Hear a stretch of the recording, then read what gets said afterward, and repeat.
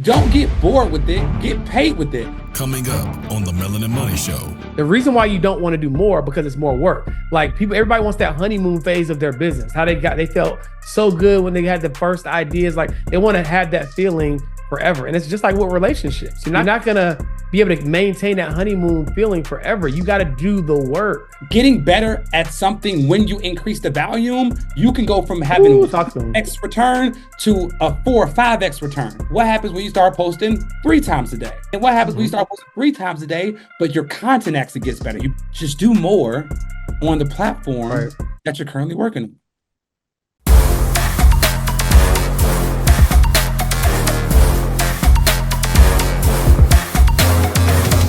Yeah, hey, y'all, welcome to the Melanin Money Show. We told y'all last time when we recorded, like, listen, y'all family at this point, and we just gonna get this show rolling. We gonna skip the formalities. We gonna keep it going. With my son sitting on my lap, starting the episode off. But y'all, man, hope y'all are having an amazing week. I know we are. Carter, how you feeling? I'm feeling good, man. 12 days into dry January. So I'm actually feeling light on my feet. I feel like I'm thinking straight, you know? And it was crazy, bro. I'm not as tempted as I was, like, because our first time doing this was August. I ain't gonna lie, bro. I didn't think I was gonna make it. I ain't gonna hold you. I was like, do I tell them if I drink? Like, you know what I'm saying? It was like, but like this time, bro, it's a breeze, and that's because like self-confidence is built off of what have you done in the past? What have you proven to yourself that you can do already?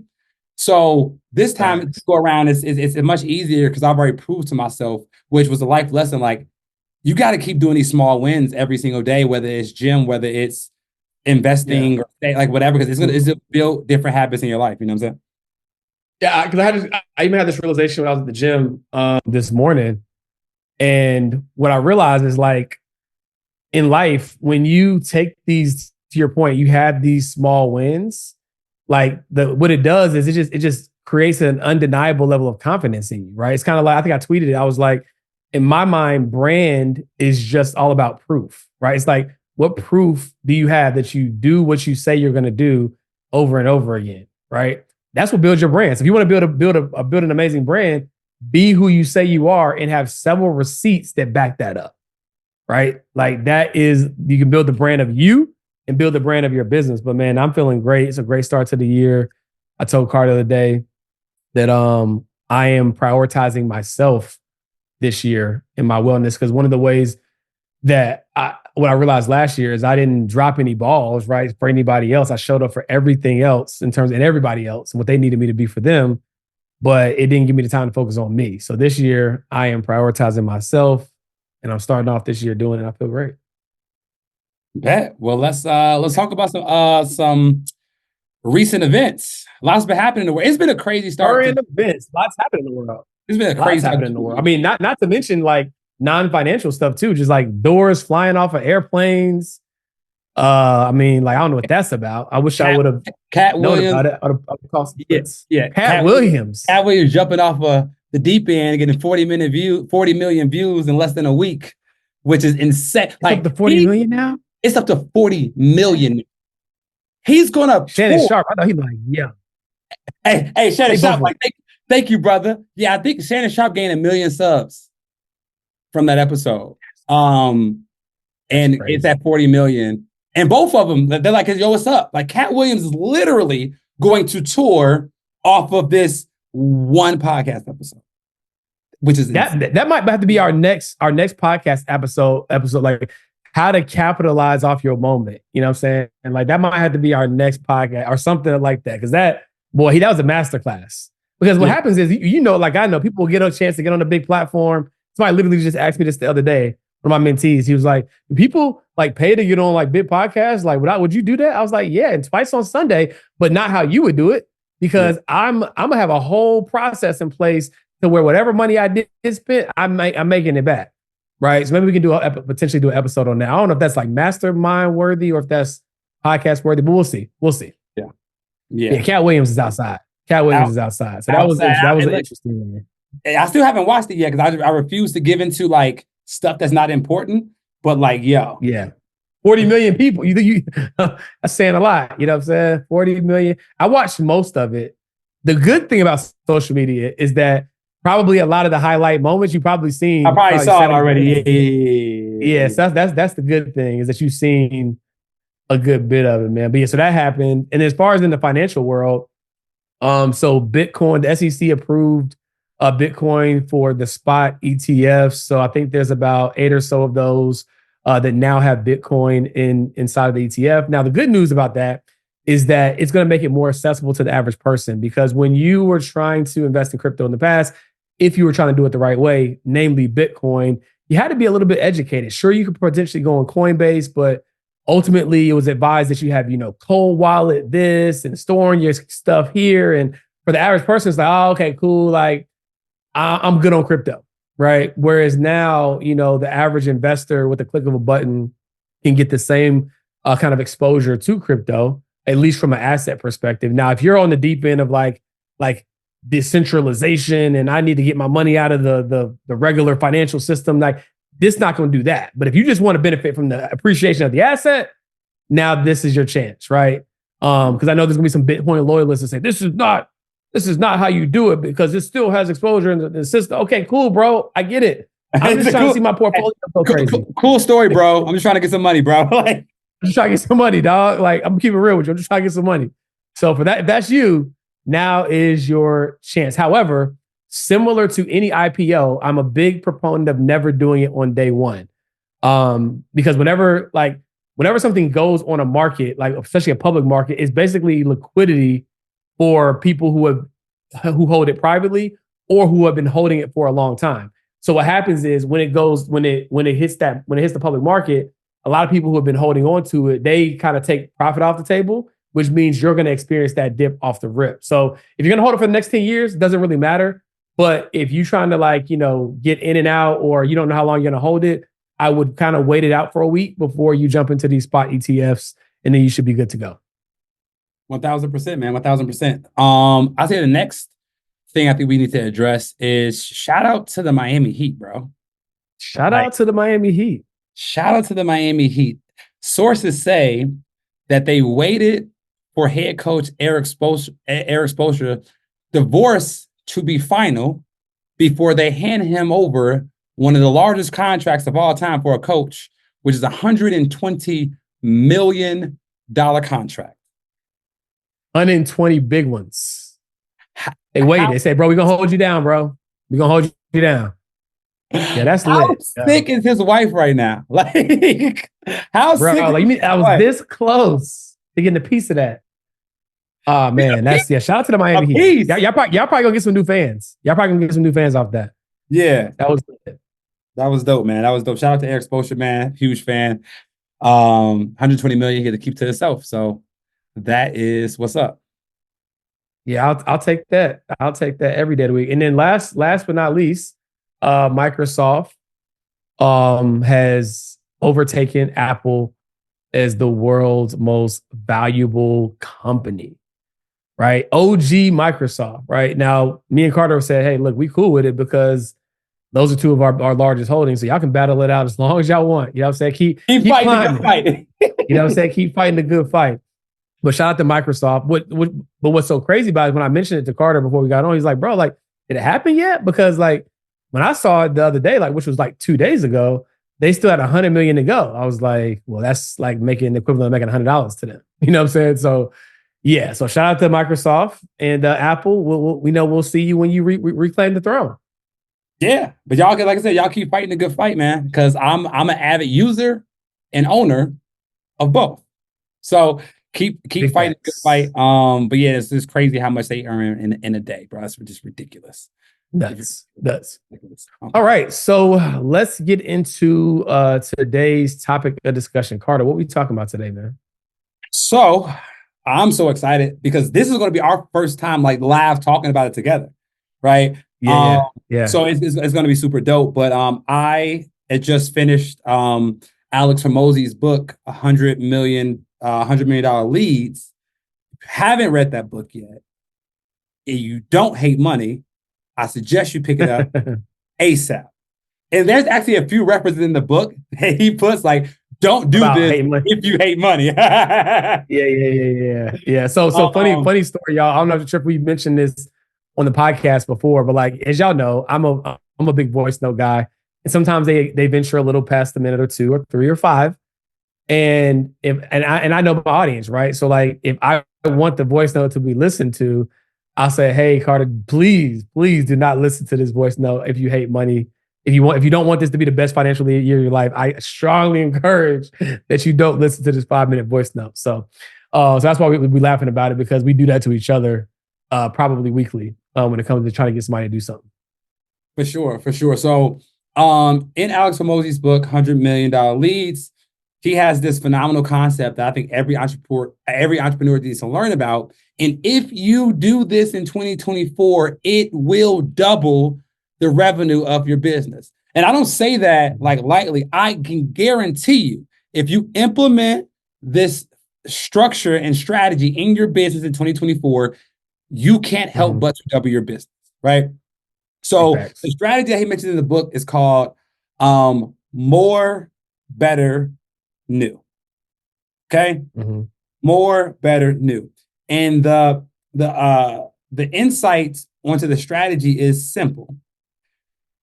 When you're looking to grow and scale your business, this is the route or the order in which you need to view things. So you need to do more of what you're already doing, right? Like the first question you want to ask yourself is, can we do more than what we're already doing? If the answer is yes, then just do that. Just do more, right?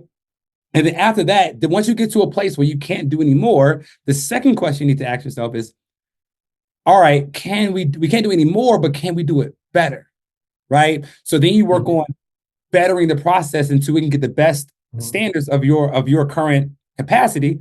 And then once it can't get any better, then and only then do you try to do new things, right? Right. What the problem is, most business owners do it backwards. Right. They just do that. They just every shiny ball possible. New. This ain't working. I got to do a new offer. I got to do this. Wait, like, hold on. Like, you're only posting how many times on social media? On how many platforms? Yeah, I'm posting once a day on just Instagram. Oh, and you don't think you're making the sales that you want to make because you need that new offer. Got it. Okay. No, that's not the case, right? You need to be posting 2 to 3 times a day on every single platform that you can. And then and only then, after doing that for an extended period of time, should you even think about needing to do it better. Because the thing is that, to Carter's point, people try to circumvent the work. That's what it really boils down to. The reason why you don't want to do more, because it's more work. Like everybody wants that honeymoon phase of their business. How they felt so good when they had the first ideas. Like they want to have that feeling forever. And it's just like with relationships. You're not going to get that you're not going to be able to maintain that honeymoon feeling forever. You got to do the work, right? You have to do the work. And if you try to avoid that, you're not going to get the result. So do more. That's where you got to start. You got to do more.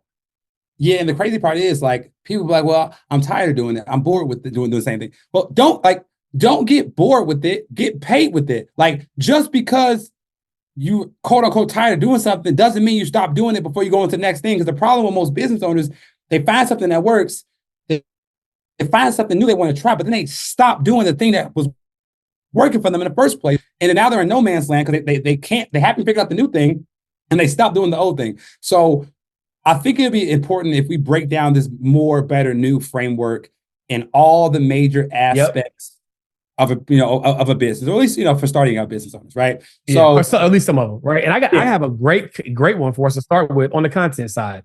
Okay. So this YouTube channel that you guys are probably watching this on right now, or listening on Apple Podcasts or Spotify, whatever. But let's just speak about YouTube. For our first year of doing our podcast, we had one show, right? We had one show and we had about 1,000 subscribers, right? One show, 1,000 subscribers.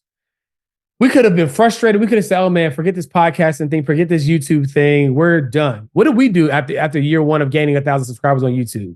We did more. We tripled the amount of shows, right? So we went from one show to 3 shows on the network. And we also were not previously posting shorts. And now we're posting sometimes 3 shorts a day, right? Mm-hmm. It's no coincidence that we went from 1,500 subscribers to 32,000 subscribers in the next 12-ish months. More, right? So we are living proof that we could have did anything. We could have said, oh, you know what? Maybe the Millionaire Money Show isn't going to work. Scrap it. We don't need more. Like, no, we said, let's triple down on the content. Let's do more. YouTube is going to work and we're going to make it work. We tripled down on the content, right? And so then we got super consistent and we got results, right? And now this year, the goal is optimization. Better, right? So now we literally less than 30 minutes ago just got off the phone with the person who manages our YouTube channel, who's now going to be joining a high-level mastermind to learn about all of the back-end stuff as it relates to YouTube. Because we did the more part. Now we want to get better. We want to optimize. We want to tweak this. This thumbnail needs to be like this. This is like, so now we're focused on better after we doubled down on more. Notice I didn't say anything new. We're just focused on better for year 2 of YouTube growth, right? Going into year 3 rather. We're focused on better.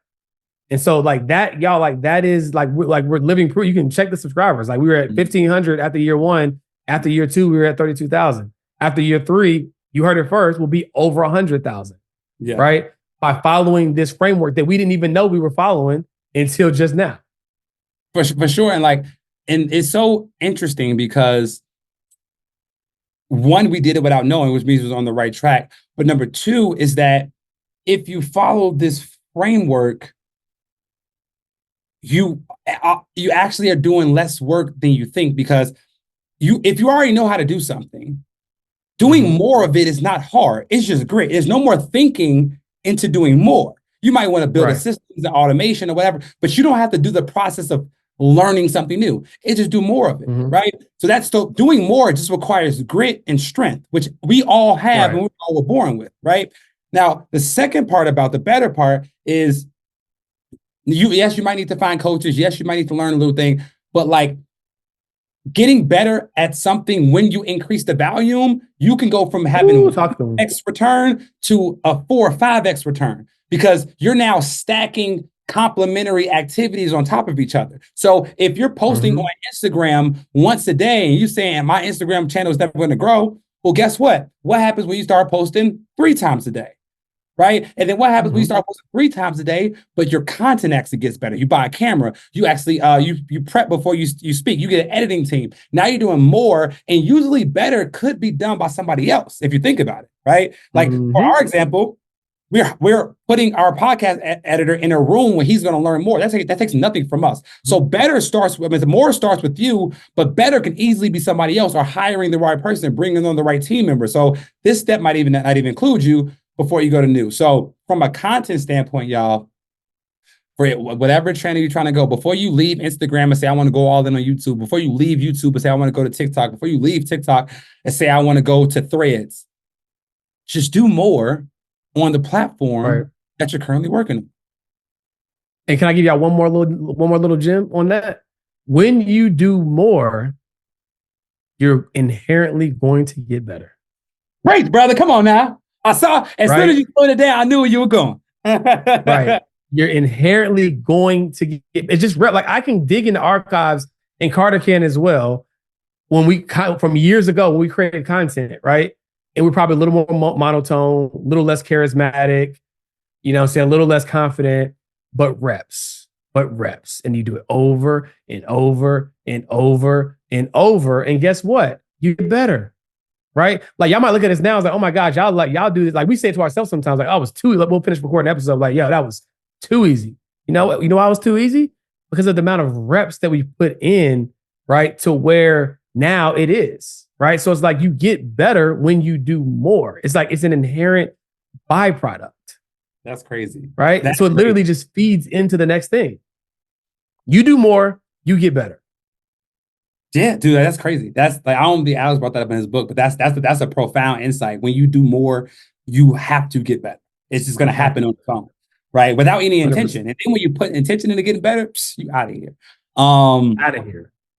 All right. So that is how you scale the content side of your business, which, take it from us, if you scale the content side of your business, you will start to make more money. You will start to make more money. If they don't know you, shout out to Grant Cardone. They don't know you, they can't flow you. So did you see, speaking of Grant Cardone, did you see his post the other day? He's suing somebody for like $100 million because he won his lawsuit on like basically people were trying to say his fund was a scam and he won the lawsuit and he didn't. So like he's basically going back and like he's suing like anybody who was like defaming his name. He's like, yeah, like listen, y'all thought it was sweet, you influencers with your little podcast, whatever. He's like he's suing somebody for $100 million defamation suit. I say, yeah. He said, I'm coming. He said, I'm coming for more. He said, this is just the first person on the list. He said, play with somebody else's name. Hey, I said, dog. Grant ain't the one, brother. Grant ain't the one. But yeah, in the words of, he got time. But in the words of Grant Cardone, they don't know you, they can't flow you. So in Mun Ray, who was on our podcast a few episodes ago, she brought up something very good. Like, because there's people like who will talk to us. What if I don't want to get on camera? What if that's not my thing? I can appreciate that. We have employees and team members, and not everybody has the desire to be on the camera. But you have to then make that reality that maybe I don't want to be a business owner. Maybe I need to be supporting another business owner. Because when you are a business owner, you got to do whatever you want. You have to do, not what you want to do. You got to do whatever you have to do. And the reason why you probably get on camera is because you can't afford to pay a spokesperson for your business, right? So it is what it is. Hey, aren't you tired of buying courses in those emotional states when you want to get a result, but then you actually don't do anything with the course? Do you know on average, the completion rate for a course is about 2%? But here's the thing, it's not entirely your fault. The problem is you buy the course, but you don't have access to the source who actually created it. See, that's why we're doing something different. With the Mel Millionaire Club, you're not just gonna get access to courses, you'll get access to the people who created it so you can get your questions answered. Because it's not just about learning, it's about taking that information so you can start earning. So the Mel Millionaire Club is gonna give you access to courses, but not just that, it's an entire university of information. We have financial flicks, we have hundreds of previous recordings, but more than that, y'all, we have an amazing community of people just like you who are trying to become a first generation millionaire. So like GA said, like you can survive without community, but you can't thrive without community. So this is the place you need to be, right? 100%, because here's the thing.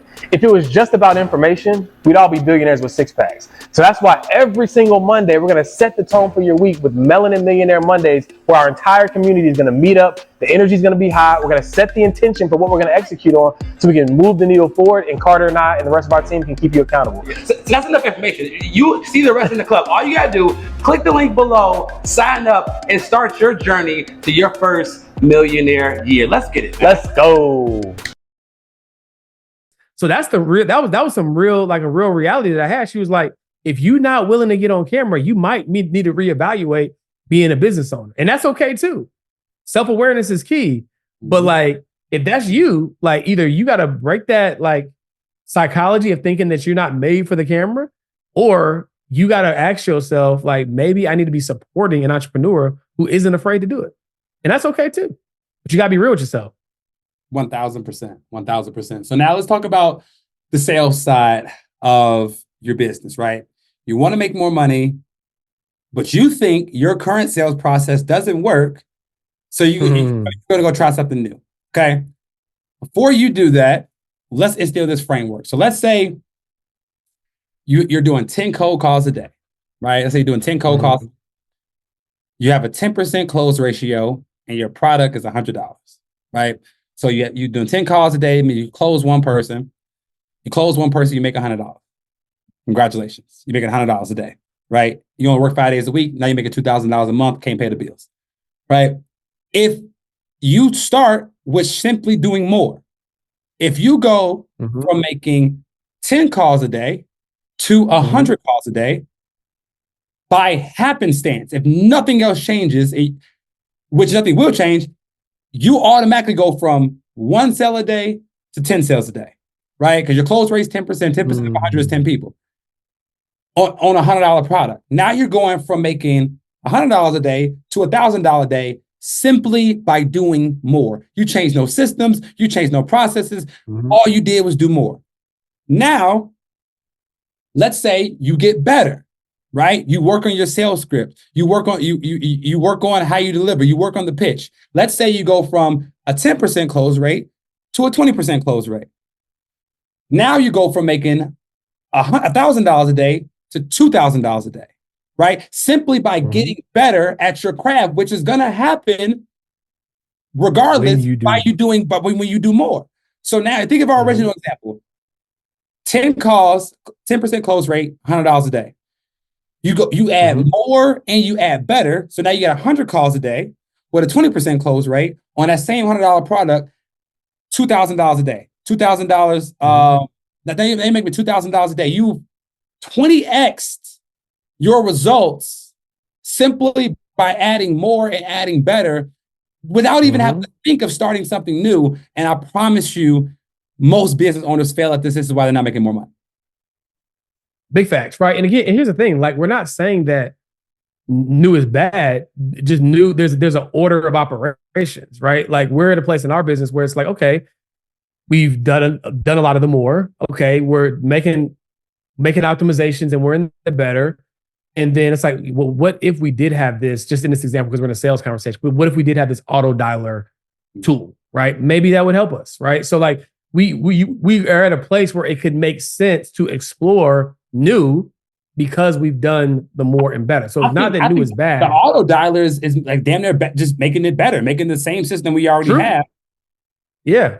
Better. True. Like, I think new people should just leave alone. It's like, a new thing. New. So new would be classified as like, I'm doing something like a new, like I created a new offer. Yeah, new offer. I'm going from calls to webinars. Or I'm going from webinars like to what, like that is a new process, which here's the problem with new, bro. When you start something new, you're going to suck, right? And because you suck, you're not going to want to do it a lot because nobody likes doing things that they suck at. So it's going to be really hard to do more at something you suck at. So therefore, you're not going to do more. So you're not even probably going to get to the better phase because it's something new and you're not good at it. Therefore, you don't want to do more. If you don't do more, therefore you can't get better. And you're going to be stuck in that cycle, right? Because the thing is, what I realized about human nature is, it's not that people don't like change. They don't like temporary incompetence, right? If you could change and go from great to great, you change all the time. The reason why you don't like change is because you have to suck for a period of time. And no one likes temporary incompetence, right? No one wants to feel like, oh, damn, I'm figuring it out. Or doing that new workout, the Bulgarian split squat with the like you don't want to let me just do regular back squats. I already know how to do that. And I can do heavy, like, let me just do that. You don't want to do the new thing because you're going to look like a newbie. And then your ego, which is the real issue, is bruised because all you can think about is, well, I already know how to do that thing. I don't want to look like there's something I don't know how to do. And Carter's probably laughing because he knows, like, everybody hates my deadlift journey. My deadlift journey has been one for the having to watch the woman next to me deadlift the while my trainer got me dead. I'm like, bro, your form ain't there, bro. That form. Oh my God. That form. Jeez. Yeah, those also, you know, the other thing that ladies be crushing, those hip thruster joints. Bro, you know what I'm talking about? With the dumbbell on bro. Yeah. The dumbbells or the barbell, like they be going crazy. Bro, what is going on? That's a workout that you doing pay me because I refuse to sit next to a girl who has 3 plates on there doing a hip thrust and my lower back trying to give out after one. Ain't nobody got time for that. Yeah. But yeah, he's right. He's 100% right. Like if you keep doing new, you're going to be stuck in the suck phase and you're not going to want to do more of it because you suck. You're going to be reminded about, but if you can push past that, if you can keep going, right? The opposite is true. When you get the feeling of like, oh shoot, this is working and you're getting the hang of it, you're going to love that feeling. And so then you're going to want to continue to double down on being able to get more of that feeling. But you got to get past that phase of sucking, right? But if you keep trying something new, you're always at the beginning of the suck phase, right? Pause. Hey, yo. At the beginning of the suck phase is crazy. Oh, crazy work. Crazy. Work. But yeah. So like, just stay down, y'all. Just stay down. Do the thing over and over and over again, and then in a relatively. Here's another hack. The more you do of the thing that you suck at, the faster you'll get out of the suck phase, right? So it's like, if you don't like it, it's counterintuitive. I suck at this. Well, let me do as much of it as I can so I can get past it faster, right? Yeah. Like that's the hack. The suck phase could, if you practice it once a week, And let's say it takes you 30 hours to get past the suck phase at salsa, for instance, which was my life, like real life story. So that suck phase can last 30 weeks or it can last 30 days. It's up to you, right? So so let's talk about new. I think this is a great transition to new. When you do start something new, when you get past the more, when you get past the better, when you can't do no more of it, you don't feel like you can optimize, can't get no better, then you can go into the new. In my opinion, when you start the new phase, number one, do not start it alone, right? Do not go into the new phase without a coach, a mentor, or something, because you're gonna have to deal with the bruises of your own falls. Why can't you go pay somebody else so they can tell you how to avoid the pitfalls that they fell in? So number one, I would not go in alone. I would hire a coach, consultant, mentor, whatever. Number two, I would dedicate and commit as much time to that new thing as humanly possible. Because as George just said, you're gonna suck when you start anything new. So the length of that phase of you not being good is directly correlated to how often you decide to do it on a daily basis. So I would say hire a coach, hire a mentor. The second thing would do it early and do it often so you can get out that suck phase as quickly as possible. Facts. I tweeted this 2 weeks ago, top of the year. I said, the speed at which you can achieve your goals is contingent upon the depths of sacrifice you're willing to make. You can have 6 years worth of progress in 6 months if you want to, right? So that's essentially what we're talking about right now, right? It's like, if you want to get there faster, prove it by doing more, right? You're going to get better quicker. And as a result, which we're about to transition into, then you can think about the new. Yeah. So, yeah, bro, I just read that in the book, and it was transformative in my life, and it really made me reflect on our business. Like, all right, so I'm going to spend Sunday going over our entire sales process to say, like, hey, before we implement anything new, like, what's stopping us from doing 10x the sales calls that we're doing? What's stopping us from getting 10x I'm gonna go over that, because like I want to make sure that we're maximizing our more and maximizing our better before we dedicate the time, energy, and team that it is to go to the new. So whether you're a 5-figure business owner, 6-figure, or 7-figure business owner going to 8, this framework can help everybody if you allow it to help. Facts. Big facts. Big facts. If you're willing to do the work, that's the key. If you're willing to do the work. Yeah. All right. So now let's think about, what's another pillar? We want to say client success.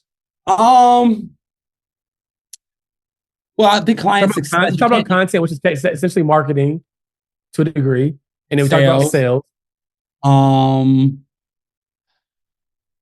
Because I feel like more fulfillment or client success is directly determined by how many sales you get. But I'm down for whatever other aspect of the business you are thinking. I mean, let's explore. I mean, let's unpack it together. Let's see. Well, go ahead. Let's do it. Okay, we about to say? I was about to go process of the automation.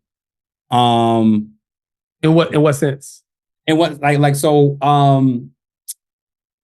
like with the more better new framework, how processes and automations can help you do more. Process automation help things get better before you have to do new. But we can talk about client success if you want to. I mean, like it's up to you. Okay, cool. Yeah, cool. Let's do it. All right. So when I think about it, right, obviously, like in business, you have like 3 main buckets, right? You have activation, right? Acquisition, which is getting the customer. Activation, which is delivering on your promise. And then retention, which is keeping the customer, right? So when you think about, I guess, client success from a more standpoint, it's like, okay, well, we want more clients to get a certain desired result, right? So maybe you think that you need some type of system or software or whatever to get that result. But the reality is, look at what's working with your top clients, right? And how can we do more to, number one, attract more of those clients, and number two, do more to double down on the results that they're getting, right? So instead of figuring out, I need to add this feature or this benefit to the mastermind or this benefit to my client service model, it's like, what do people even care about? What is actually getting people a result? And how can we do more of that? Because that's actually what's moving the needle for people, right? How can we do more of that? Then once you do more of that, how can we deliver it in a better way? How can it be more seamless? How can it be more intuitive? How can it be more optimized, right? But the first thing is figuring out what's actually working, right? Because sometimes in business, again, people reverse the order. Let's throw the kitchen sink at our clients. They need this feature. They need this benefit. They need this thing. They need that. They need that. Like zoom out a little bit, actually do the dirty work, do the due diligence, reach out to those clients. Can you be honest with me? Like, why did you join the program first and foremost? Why did you decide to work with me? Okay, cool. Now that you're here, what are you getting the most value at? Ask that to your top 20 clients, right? 25 clients or how many it is you have. From there, you're going to start to see a trend. Okay, we need to do more of that because that's the thing that people keep mentioning. Yo, that I know I originally signed up for this, but like this right here, like this is my thing. And it might shock you. It might be a shock to the ego because you might think that you put all this effort into one area of the service model and you just know that that's the thing, but the facts are telling you something different. So from a client success standpoint, once you get that information, how can I do more of that? Because obviously that's what's keeping people here. That is what's making people want to stick around. Okay. Then you ask yourself, how can I do it better? And now that I know what the thing is, how can I do it better? Right? How can I like not only give them what they asked for and more of it, which is going to retain more clients and attract better ones because now we're going to get more referrals. So to your point, Carter, the way that it's not about more fulfillment, but it is because if you deliver on your promise at a higher rate, you're going to get more referrals, which is also in the book, from your ideal clients, which is the very people that you want to get referrals from, right? And so that has a crazy effect. Dude, so basically what you're saying is that if you focus on giving more of the right client services, you'll get your clients better results, which will then bring you in customers, which are their referrals. Big facts. That's crazy. And keep your existing clients for the foreseeable future, which stabilizes your business. Yeah. Right. So that is from a client success standpoint. When I was reading that chapter, I was like, I sent you the screenshot last night. I was like, bro, I know exactly what your favorite part of the book is. Like, and I was like, all right, I nail on the head. Yeah, I know exactly what your favorite part of the book is, and just know it's going to be your responsibility to help implement this part of the book into our business, so that we can make sure we're and I'm cool with that. Yeah, I'm cool with that. Because the beautiful thing about client success, the beautiful thing about doubling down on client success is that like the biggest fear that most entrepreneurs have, well, I'm gonna tell you this. I'll put it like this. What people like most about their job is the illusion of security, right? The predictability of the paycheck. That's what you like about it. If it wasn't for that, you wouldn't give a hill of beans about your job, right? So in entrepreneurship, when you provide client service at a high level and you have a business model where people can continue to patronize it for years to come, it starts to create that predictability, right? Because entrepreneurship in and of itself is a risk, right? You got to go out and get more people. You got to eat what you kill. But what happens when you're able to compound on your success because the people that you get aren't going anywhere, right?